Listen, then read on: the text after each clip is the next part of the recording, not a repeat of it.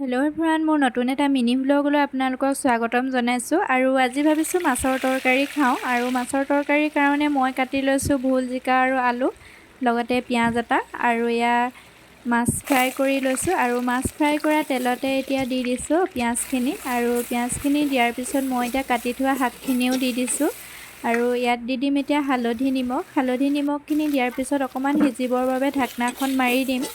আৰু ঢাকনাখন মাৰি দি এতিয়া দেখিছেনে মানে ভোলৰ পৰা পানী ওলাই গৈছে। আৰু মই ইয়াত পানী নিদিলেও হ'ব সিজিবৰ কাৰণে। এতিয়া দি দিম ইয়াত জ্বলা হ'বৰ কাৰণে জলকীয়া 4টা, আৰু লগতে দি দিছোঁ দাইল কেইটামানো।